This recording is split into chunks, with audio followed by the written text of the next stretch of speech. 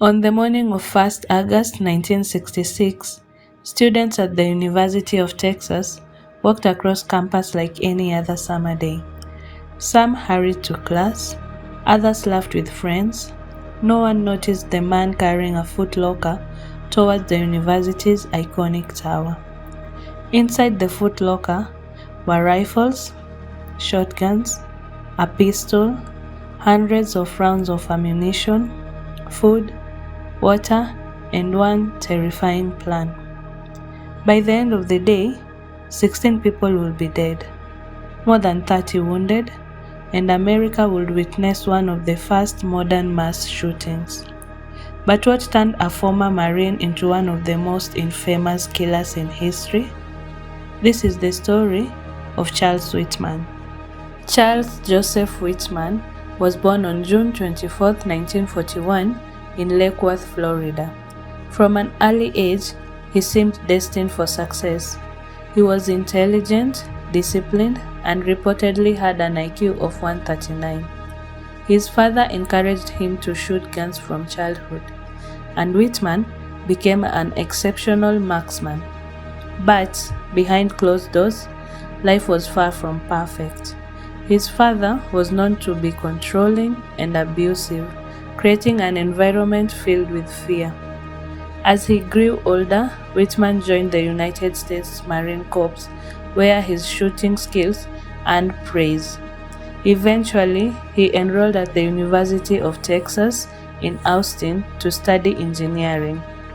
On the surface, he looked like an ordinary student, but internally, something was beginning to change. Friends later noticed mood swings. Whitman complained of severe headaches. He admitted struggling with violent thoughts he could not explain. In one journal entry, he even wrote that he felt overwhelmed by strange impulses and wanted professional help. Months before the attack, he visited a psychiatrist. According to reports, Whitman described fantasies of shooting people from the university tower. Nothing happened after the meeting. The warning signs slipped through the cracks. Late on July 31, 1966, Whitman made a horrifying decision. He first killed his mother. He then returned home, where he murdered his wife as she slept. In notes left behind, he claimed he loved them and wanted to spare them from future suffering. Those words will never explain the brutality of what he had done. The next morning, Whitman packed weapons, ammunition, food, knives, binoculars, and supplies into a footlocker. Disguised as a maintenance worker, he entered the University of Texas Tower. As he climbed toward the observation deck, he encountered people who stood in his way. They became his first victims that day. At approximately 11:48 a.m., Whitman stepped onto the observation deck. He took aim, then he fired. Chaos erupted across Austin. People walking between classes suddenly dropped to the ground. Some thought the sounds were fireworks. Others froze, unable to understand where the shots were coming from. The tower gave Whitman an almost perfect view of the campus below. Anyone in the open became a target. Police officers struggled to locate him. Without modern active shooter training or specialized equipment, many had no idea how to stop someone firing from nearly 90 meters above the ground.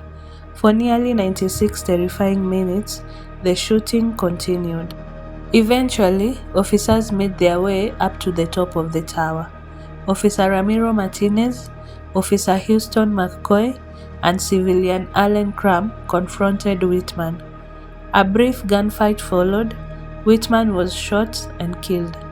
The nightmare was finally over. The attack left 16 people dead and more than 30 injured.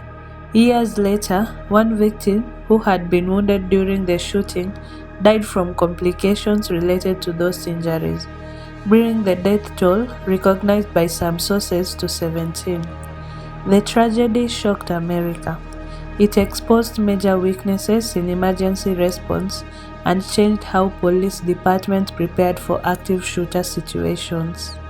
During Whitman's autopsy, doctors discovered a brain tumor. Some researchers wondered whether it may have affected his behavior or emotional control. Others argued there was never enough evidence to prove the tumor caused the massacre. To this, the University of Texas Tower still stands today, not as a symbol of violence, but as a reminder of the lives lost and the lessons learned. More than half a century later, the events of August 1st, 1966 continue to echo through history. If you enjoyed today's story, kindly subscribe, like, and comment, because sometimes the darkest stories are the ones that really happened. Bye.